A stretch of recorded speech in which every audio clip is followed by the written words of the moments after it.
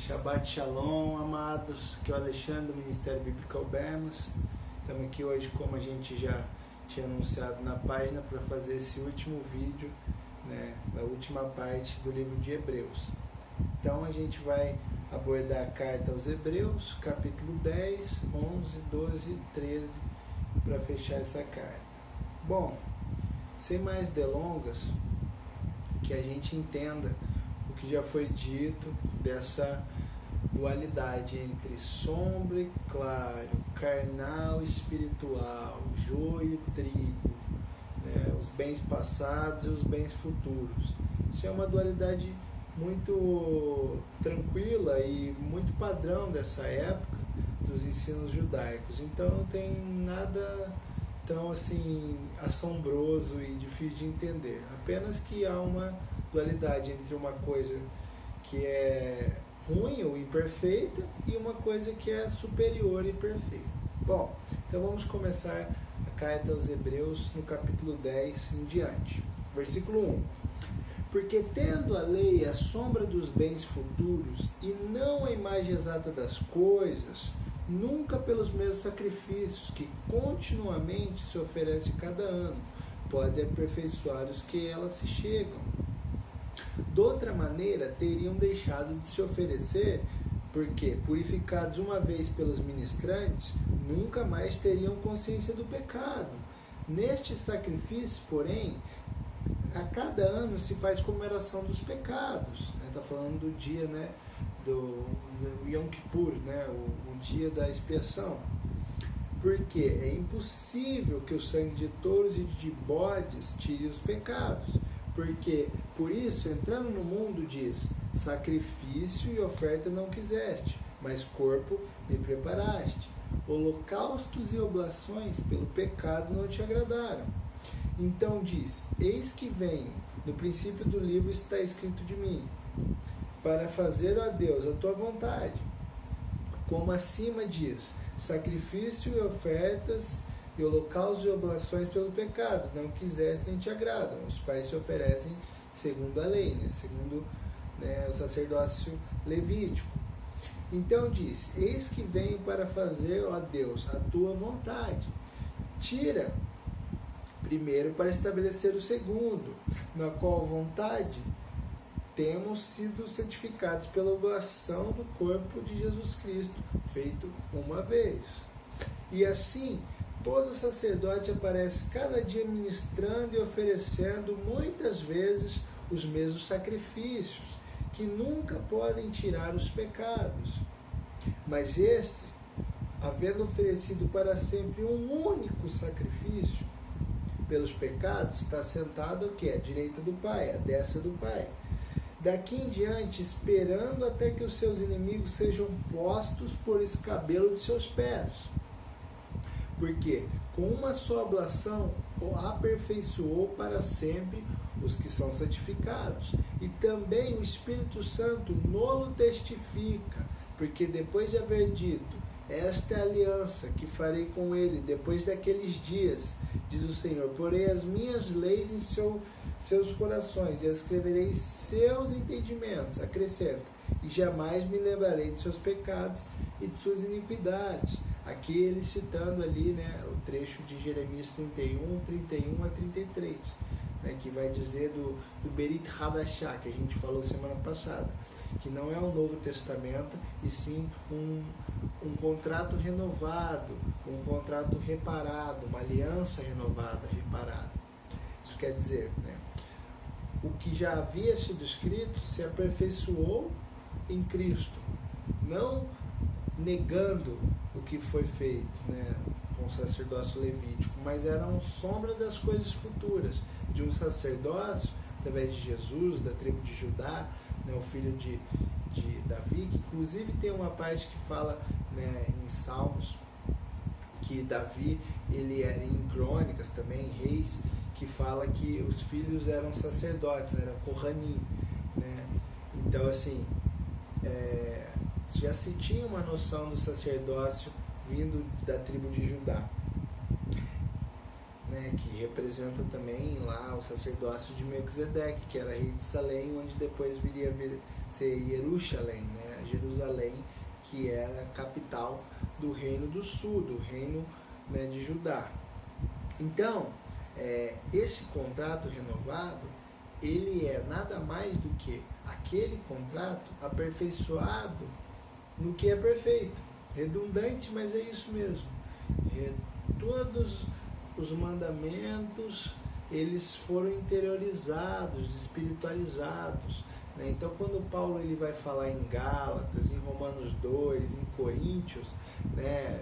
1 Coríntios 7, que ele está falando, né? 1 Coríntios 7, 19, ele diz assim: a circuncisão nada é, e a incircuncisão é nada, mas o que vale são a guarda dos mandamentos de Deus. Quer dizer isso? Eles entendiam, os discípulos e o próprio Cristo, que não é que era ruim, mas os mandamentos dados a Moisés, um mediador imperfeito, eles eram carnais, no sentido assim, que virou uma prática da justificação do fazer, que é o que Paulo chama de obras da lei, né? Maasei hatorá. Essas obras da lei, né? Essas obras, né? Ergamo, que é obras, né? Trabalho em grego também, eles foram o quê? Sendo passados, né? De geração em geração, como fazer para merecer algo de Deus. Então a gente faz ou deixa de fazer para merecer. E quem que pode merecer alguma coisa diante de Deus pode dizer assim: não, eu fiz e por isso eu mereci, ou eu não fiz e por isso eu mereci. Não, de maneira alguma. Imerecido. Mas também a gente não pode nem ser o legalista que tem uma serratorá, né, as obras da lei, e também nem um abolicionista. O abolicionista e o legalista, eles são dois extremos igualmente errados, porque o legalista, ele acha que a morte de Cristo, ela é em vão, porque as pessoas não se salvam pelo sangue do Cordeiro perfeito, e sim pela sua justiça própria, e isso está errado. E também os abolicionistas que dizem que nada é pecado, que há algo para os judeus, algo para os gentios, 4 mandamentos de Atos 15. Então, se assim for, também há uma forma de julgar um e a do outro. Deus é injusto, né? Até porque os 4 mandamentos aos gentios em Atos 15, eu quero fazer uma ministração só sobre Atos 15 explicando tudo, mas basicamente não tinha, para não dar falso testemunho, ou seja, para não mentir. Então, já que não está lá, ao gentil é lícito mentir. É uma loucura. Tanto um quanto o outro acaba ficando obras da lei, porque um eleva Israel e o outro eleva a gentilidade, né, os não-judeus. E aí fica um negócio assim, fazer para merecer do mesmo jeito. E nada disso é o Evangelho da Verdade. Mas então estava sendo colocada ali Jeremias 31. Fiz esse adendo porque essa parte é muito importante para que a gente absorva todos os 13 capítulos dessa carta aqui. Quando escrita não tinha nem capítulos, que é a carta aos Hebreus. Hebreus 10, 18. Ora, onde há remissão destes, ou seja, dos pecados, das iniquidades, porque iniquidade é a nomos, né? É a não lei, a transgressão da lei, como diz em 1 João 3, 4. Então, isso é bem tranquilo. Não há mais oblação pelo pecado, né? Ou seja, uma oferta pelo pecado. Tendo, pois, irmãos, ousadia para entrar no santuário pelo sangue de Jesus, pelo novo e vivo caminho que ele nos consagrou pelo véu, isto é, pela sua carne, e tendo um grande sacerdote sobre a casa de Deus, cheguemo-nos com verdadeiro coração, né, em inteireza, certeza de fé, tendo os corações purificados da má consciência e o corpo lavado com água limpa. Retenhamos firmes a confissão da nossa esperança, porque Ele é fiel no que prometeu. E consideramos-nos uns aos outros para nos estimular ao amor e às boas obras, não deixando a nossa congregação, como é costume de alguns, antes admoestando-nos uns aos outros, né, exortando, aconselhando, E tanto mais quanto vedes que se vai aproximar daquele dia. Qual dia? O dia do julgamento, o dia de Cristo. Por quê? No 26. Porque se pecarmos voluntariamente, depois de termos recebido o conhecimento da verdade, já não resta mais sacrifício pelo pecado, ou pelos pecados, mas uma certa expectação horrível de juízo e ardor, que há de devorar os adversários. Quebrantando alguém a lei de Moisés, morre sem misericórdia, só pela palavra de 2 ou 3 testemunhas. Ele está invocando ali, onde fala na lei, né, em Deuteronômios ali, sobretudo, onde precisava de 2 ou 3 testemunhas para pôr a pleito, né, algo, verdade, né, um adultério, ou bruxaria, ou invocação de espíritos, né? Então, assim, precisava de 2 ou 3 testemunhas. Até nisso que nos evangelhos Jesus diz, onde 2 ou 3 estiverem, ali estarei eu, né? Evocando a lei lá em Deuteronômio. De quanto maior castigo cuidai vós, será julgado merecedor aquele que pisar o Filho de Deus, e se tiver por profano o sangue da aliança com que foi santificado, e fizer ao agravo da graça, ele pergunta. O que ele está querendo dizer aqui? É o seguinte, depois que você recebe Cristo, que você passa a segui-lo conforme ele seguiu, e o que ele seguiu? Toda a Bíblia. Né? Então, pessoas durante 2000 anos têm interpretado a seu bel prazer que, sobretudo, a facção que venceu, né, que é a facção dos gentios, dos não-judeus cristãos, que é o seguinte, abolicionista.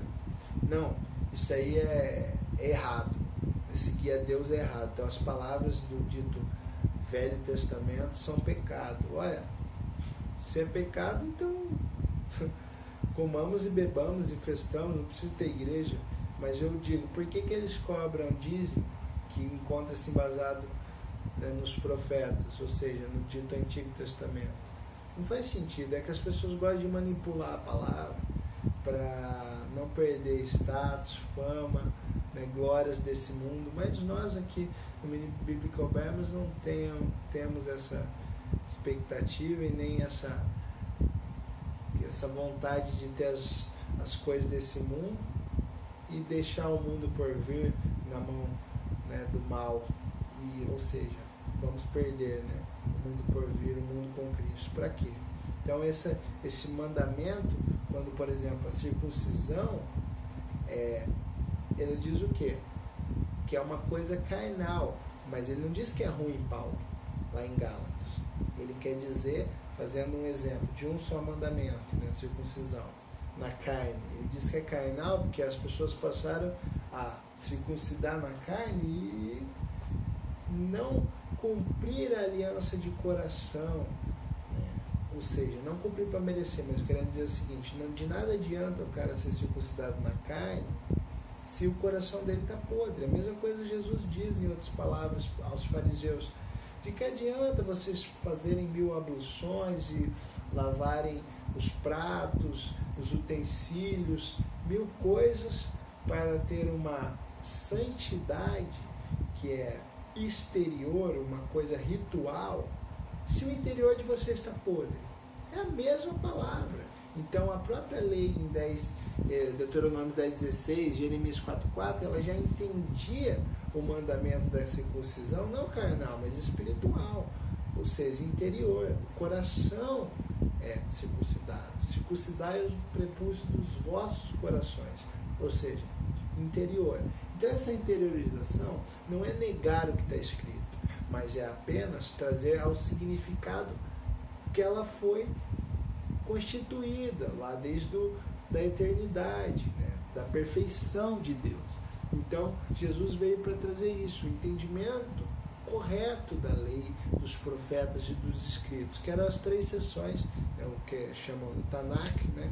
A Bíblia, né, judaica, ou se vocês preferirem, o mais popular que chamam de Velho Testamento, né, que eu já expliquei que não é velho, porque nada de Deus é velho, mofado ou obsoleto, porque senão Deus erra e Deus não pode errar. Mas então, ele está explicando assim, que uma vez que você recebeu a Cristo, segundo o que ele vivia, toda a palavra, essas palavras que eles tinham, porque o Novo Testamento não estava escrito ainda. O dito novo, sempre falo dito, porque é algo que é sempre entendido como Novo Testamento, mas não há nada novo no sentido que não existia. Assim, o contrato renovado no sangue do Cordeiro, que é perfeito, interiorizou e entendeu, explicou, né, os mandamentos da maneira correta. E aí, ele diz, se você recebeu e você volta a pecar diligentemente, ou seja, você sabendo que é errado, você peca, em vão é o sangue do Cordeiro, em vão, não há sacrifício a que ser feito por você. O que quer dizer que aquele que peca transgride a lei. Ponto. E onde está escrito? 1 João 3,4. Ou seja, o Novo Testamento, para vocês verem o engano já de muitos líderes. E aí, se eles pecam, é porque eles transgridem as palavras. Ou seja, ninguém pode garantir pelas suas obras a salvação, mas pode perder a salvação pelas suas obras. Por isso que se fala entre, né, boas obras e más obras. As más obras são tanto o pecado quanto aqueles que fazem para se justificar. E as boas obras são aqueles que fazem, mas não para se justificarem, mas fazem porque está escrito. E assim Deus pediu, né, e agrada a Deus. E também deixa de desagradar. E isso é diferente. Você não faz para estar salvo, mas estando salvo, você passa a querer e a agir exatamente como quem te salvou, que é o Messias. Então, por isso que, né, em vários livros ali, Paulo exorta, Tiago exorta, sejamos perfeitos. Né? E eles falam assim, olhem para mim, né, sigam o meu exemplo. Por quê? O homem pode sim se tornar perfeito ainda nessa vida se ele seguir o Messias como ele andou, porque ele era perfeito. Então é isso que ele está falando. Então, continuando ali. No 30.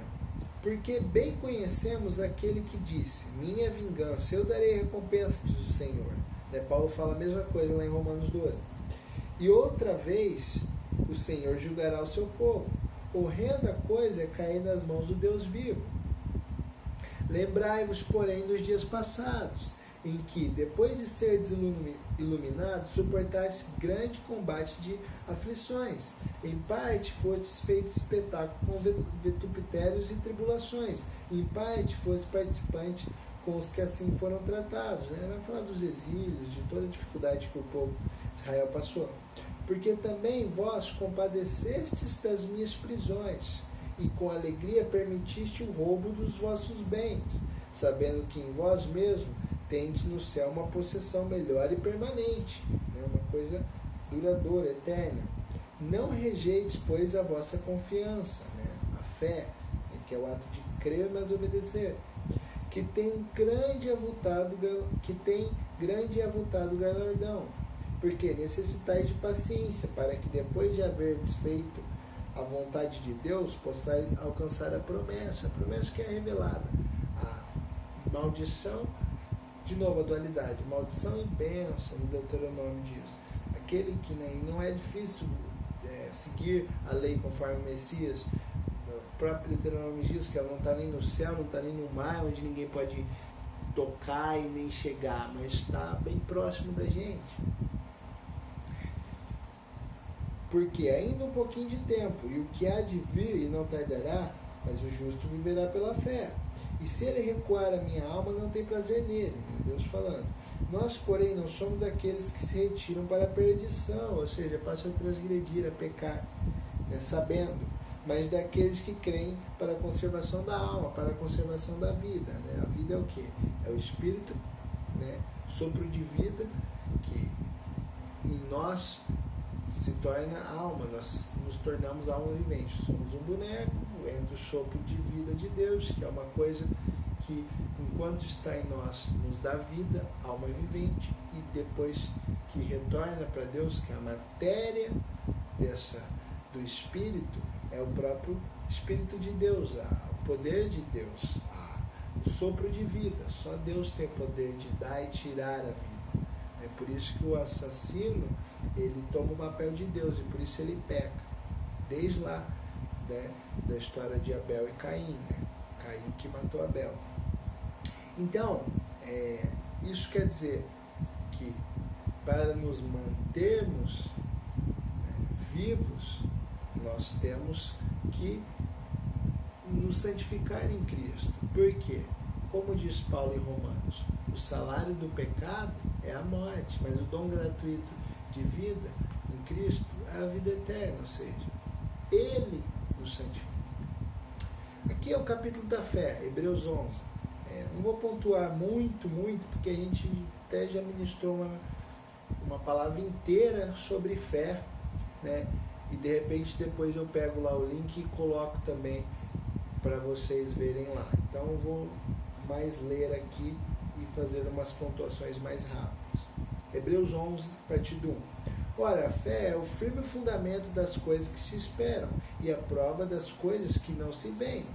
Porque por ela os antigos alcançaram o testemunho. Pela fé entendemos que os mundos, pela palavra de Deus, os mundos, né, universos de repente, de Deus foram criados. A palavra é quem? É Cristo também. De maneira que aquilo que se vê não foi feito do que é aparente. Pela fé, Abel ofereceu a Deus mais sacrifício do que Caim, pelo qual alcançou testemunho de que era justo, dando Deus testemunho dos seus dons, e por ela, depois de morto, ainda fala. Pela fé, Enoque foi trasladado para não ver a morte, e não foi achado, porque Deus o trasladara, visto como antes da sua transladação alcançou testemunho de que agradara a Deus. Ora, sem fé é impossível agradar a Deus, porque é necessário que aquele que se aproxima de Deus creia que Ele existe, e é galardoador, ou seja, recompensador dos que o buscam. Pela fé, Noé, divinamente avisado das coisas que ainda não se viam, temeu e para a salvação da sua família preparou a arca, pela qual condenou o mundo e foi feito herdeiro da justiça, que é a segunda fé, a justiça segundo aquele que crê. Pela fé, Abraão, sendo chamado, obedeceu. Isso dizer que a fé é o crer, mas o obedecer. Você crê, e porque você crê em alguma coisa, você obedece a Deus. Então, eu vejo muita gente querer explicar as palavras de Deus, porque Deus aconselha a não fazer isso e fazer isso, e aquilo, não tem que explicar. O que está escrito, por exemplo, não adulterarás. Ninguém tem que ficar explicando por que está escrito. Está escrito. E assim se compraz Deus em que aquele siga o que ele está pedindo. Por quê? Não para merecer. Não é isso, porque ninguém pode merecer. Mas outro dia eu vi ainda um líder judaico-messiânico, né, um judeu que crê que Jesus é o Messias, conforme, né, a religião, né, já judaica, só que Jesus é o Messias, que ele diz que não há nada que possamos fazer para perdermos a salvação. Como não é nada, meu camarada? Porque se o pecado é a transgressão da lei, e a gente peca, a gente adultera, a gente mente, a gente faz tudo errado, não cuida dos nossos pais, né, a palavra ali, honra, cuidar, de que adianta? De que adianta? Como não há nada que a gente possa fazer para perder a salvação? Eu não consigo entender isso. Que tipo de salvação é essa? Então por que a gente está nos congregando, orando, jejuando, dedicando a nossa vida a Deus, se não há nada que a gente faça que possa fazer perder a salvação? Então vamos largar tudo, vamos logo para as festas e nos embriagarmos e fazer de tudo? Isso é insano, é maluquice. Então, sem fé é crer, mas obedecer. Sem fé é impossível agradar a Deus. Pela fé, pela fé, 8, Abraão, sendo chamado, obedeceu, indo para o lugar que havia de receber por herança, e saiu sem saber para onde ia. Pela fé, habitou na terra da promessa, como em terra alheia, morando em cabanas com Isaac, seu filho, e Jacó, né, seu neto, herdeiros com ele da mesma promessa, porque esperava a cidade que tem fundamentos, da qual o artífice consultor é Deus. No 11, Pela fé também, a mesma Sara recebeu a virtude de conceber, né? Mesmo na idade avançada, e deu à luz já fora da idade, porquanto teve por fiel aquele que lhe tinha prometido. Por isso, também de um, este já amortecido, descenderam tantos, né? Está falando aqui já na idade já de nem conceber mais Abraão, em multidão, como as estrelas do céu, e como a areia inumerável que está na praia do mar. Ele, né, foi o pai das nações, né?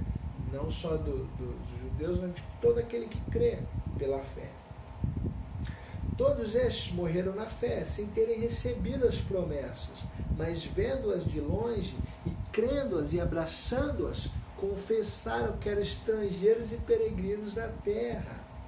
Porque os que isto dizem claramente mostram que buscam uma pátria. E se na verdade se lembrassem daquela que onde haviam saído, teriam a oportunidade de tornar. Mas agora desejam uma melhor, isto é, a celestial. Né? De novo a dualidade, mundo, terra, plano físico e celestial, o porvir. Por isso também Deus não se envergonha deles, de se chamar seu Deus, porque já lhes preparou uma cidade, né? O Deus de Abraão, Isaque e Jacó. 17. Pela fé ofereceu Abraão a Isaque, quando foi provado. Sim, aquele que receber as promessas ofereceu o seu unigênito. Ele está falando uma expressão, ele não era o unigênito, mas ele era o unigênito da promessa, o único transmissor da promessa. Ele tinha outro filho, mas não da promessa. Sendo-lhe dito, Isaque será chamado a tua descendência. Considerou que Deus era poderoso para, até dentre os mortos, ressuscitar. E daí também, em figura, ele o recobrou. Pela fé, Isaque abençoou Jacó e Esaú, no tocante às coisas futuras. Pela fé, Jacó, próximo da morte, abençoou cada um dos filhos de José e o adorou encostado à ponta do seu bordão. Pela fé, José, próximo da morte, fez menção da saída dos filhos de Israel e deu ordem acerca de seus ossos. Pela fé, Moisés, já nascido, foi escondido 3 meses por seus pais, porque viram que era um menino formoso e não temeram o mandamento do rei. Né? Ou seja, se a lei e os mandamentos dos homens se contrapõem ao mandamento de Deus, não cumprem, porque os mandamentos de Deus são eternos. Em Isaías 48, Mateus 5, 17, 18, Lucas e mais milhares de versos, Romanos 3, 31, Romanos 8, 2, tudo isso testifica de que as palavras de Deus são eternas, são espíritos de vida para o nosso espiritual, para o nosso âmago, não para o nosso carnal. Então, por isso que o pendor da carne, aquele que é da carne, ele pende, ele se inclina para as coisas da carne. E o espiritual é aquele que busca as coisas de Deus, a palavra de Deus, interiorizar no Messias, como ele fez, ele se torna espiritual perfeito. Então ele está dizendo, não fez, né, não cumpriu o mandamento de homem para não descumprir o de Deus. Pela fé, 24, Moisés, sendo já grande, recusou ser chamado filho da filha de Faraó, escolhendo antes ser tratado com o povo de Deus, do que por um pouco de tempo ter gozo do pecado, tendo, por maiores riquezas o vitupério de Cristo do que os tesouros do Egito, porque tinha em vista a recompensa. Pela fé deixou o Egito, não tendo a ira do rei, porque ficou firme, como vendo o invisível. Pela fé celebrou a Páscoa e a aspersão do sangue, para que o destruidor dos primogênitos lhe não tocasse. Pela fé passaram o mar vermelho, como por terra seca, o que, intentando os egípcios, se afogaram. Pela fé caíram os muros de Jericó, sendo rodeados durante 7 dias. Pela fé Raabe, a meretriz, não pereceu com os incrédulos, acolhendo em paz os espias. E que mais direis? Faltar-me-ia o tempo, contando de Gideão, de Baraque, de Sansão, de Jefité, de Davi, de Samuel, dos profetas, os quais pela fé venceram reinos, praticaram a justiça, alcançaram promessas, fecharam as bocas dos leões, né? Daniel falando aqui, apagaram a força do fogo, escaparam do fio da espada, da fraqueza tiraram forças, Na batalha se esforçaram, puseram em fuga os exércitos dos estranhos. As mulheres receberam pela ressurreição os seus mortos. Uns foram torturados, não aceitando seu livramento. Assim foi o próprio Messias, Jesus, para alcançarem uma melhor ressurreição, e outros experimentaram escárnios e açoites até cadeias e prisões, foram apedrejados, serrados, tentados, mortos a fio de espada. Andaram vestidos de pele de ovelhas e de cabras, desamparados, aflitos e maltratados, dos quais o mundo não era digno, errantes pelo desertos e montes, pelas covas e as cavernas da terra, e todos estes, tendo tido testemunho pela fé, não alcançaram a promessa, provendo Deus alguma coisa melhor a nosso respeito, para que eles sem nós não fossem aperfeiçoados, ou seja, eles morreram na fé, mas eles aguardam, né, a promessa, aguardam a recompensa final, que vos será dada junto com nós, que vivos estamos, né? O autor de Hebreus vivo estava. Então, no dia de Cristo, ao trigo, à direita, as bênçãos, a vida eterna com Cristo Jesus. E aos à esquerda, malditos, aqueles que, os iníquos, né, que praticam a transgressão da lei, a iniquidade e o pecado, a morte eterna. No 12, capítulo, versículo 1. Portanto, nós também, pois que estamos rodeados de tão grande nuvem de testemunhas, deixemos todo o embaraço e o pecado que tão de perto nos rodeia, e corramos com paciência a carreira que nos está proposta, olhando para Jesus, autor e consumador da fé, o qual, pelo gozo que estava proposto, suportou a cruz, desprezando a afronta, e assentou-se à destra do trono de Deus. Considerai, pois, aquele que suportou tais contradições dos pecados contra si mesmo, para que não enfraqueçais, desfalecendo em vossos ânimos. Ainda não resisti até ao sangue, combatendo contra o pecado. E já vós esqueceste da exortação que argumenta convosco como filhos. Filho meu, não despreze a correção do Senhor, e não desmaieis quando por ele fores repreendido. Porque o Senhor corrige o que ama, e açoita qualquer que recebe por filho. Ele corrige mesmo que doa. Se suportais a correção, Deus vos trata como filhos, porque filhos há a quem o pai não corrija. Né? Qual filho que o pai não corrija? Ele pergunta. Mas se estáis sem disciplina, do qual todos são feitos participantes, sois então bastardo, e não filhos, além do que tivemos nossos pais segundo a carne, para nos corrigirem, e nós os reverenciamos, né? Temos eles como exemplo, e não os adoramos como imagens e ídolos, né? Mas como 12:1 diz, rodeados de tão grande testemunha, nos afastemos do que nos assedia, que é o pecado.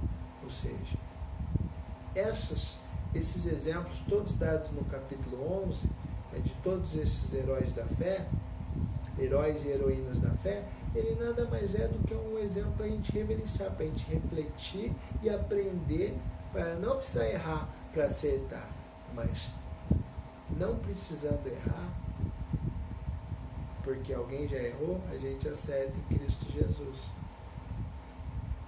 Mas, 9. Além do que tivemos nossos pais segundo a carne, para nos corrigirem e reverenciarmos, não nos sujeitemos muito mais ao Pai do Espírito para que vivemos. 10. Porque aqueles, na verdade, por um pouco de tempo nos corrigiam, como lhes bem parecia, mas este, né, Cristo, para nosso proveito, para sermos participantes da sua santidade.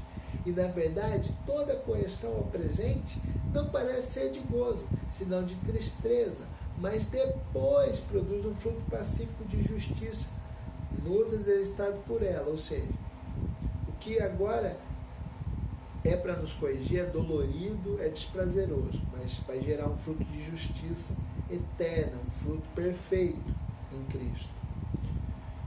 12. Portanto, tornai a levantar as mãos cansadas, os joelhos desconjuntados, e fazei veredas direitos para os vossos pés, para que o que manqueja não se desvie inteiramente, antes seja o quê?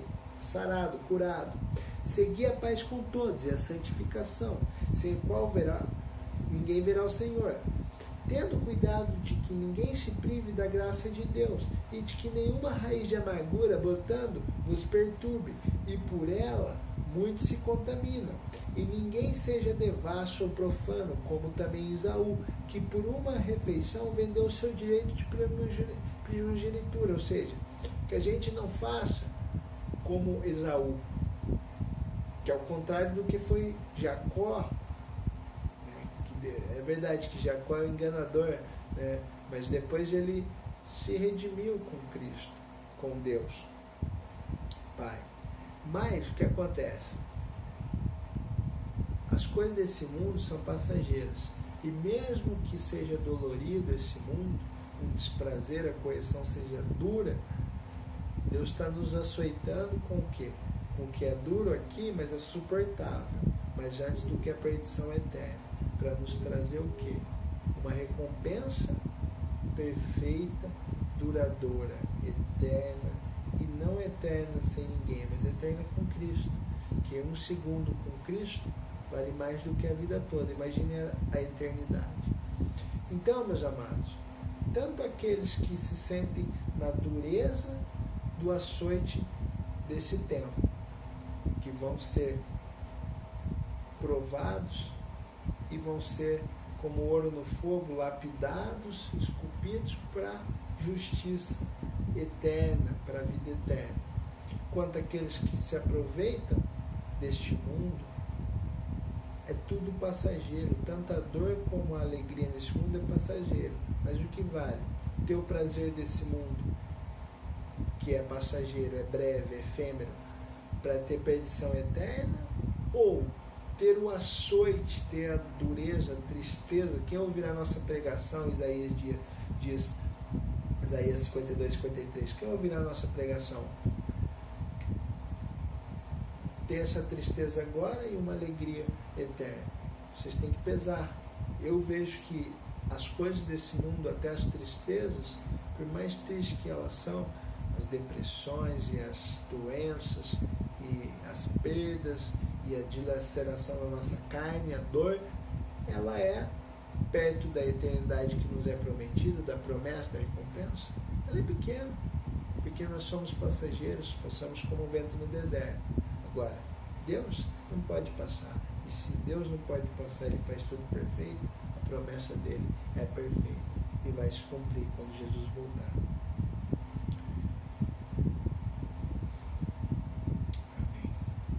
17. Porque bem sabeis que, querendo ele ainda, depois de herdar a bênção, foi rejeitado. Porque não achou, falando de Esaú, lugar de arrependimento, ainda que com lágrimas o buscou. Porque não chegaste ao monte palpável, aceso em fogo, e a escuridão e as trevas, e a tempestade, e o sonido da trombeta, e a voz das palavras, a qual os que ouviram pediram que se ele não falasse mais. Está falando, né, resgatando aquela imagem do deserto, né, do Monte Sinai, onde o povo pediu para não ouvir mais a voz de Deus, tão estrondosa que era. Porque não podia suportar se lhe era mandado. Se até um animal tocar o monte, será apedrejado, ou passado como um dardo. E tão terrível era a visão que Moisés disse: estou todo assombrado e tremendo. Diz que o monte fumegava. Mas chegaste ao monte Sião, e à cidade do Deus vivo, a Jerusalém celestial, e aos muitos milhares de anjos. Aí já também entendendo que Moisés, como na carta de Judas, que a gente já fez aqui, ele foi ressuscitado. Mas chegaste ao monte Sião, chegaste à verdadeira Jerusalém, Jerusalém eterna. 23. A universal assembleia, a igreja dos primogênitos, que estão escritos nos céus, e a Deus, o juiz de todos, e aos espíritos dos justos aperfeiçoados, e a Jesus, o mediador de uma nova aliança, que traduziram aqui como nova aliança, mas é um contrato reparado, uma aliança reparada, e é o sangue da aspersão que fala melhor do que a Abel, o sangue passageiro, imperfeito, e o sangue perfeito, eterno de Cristo.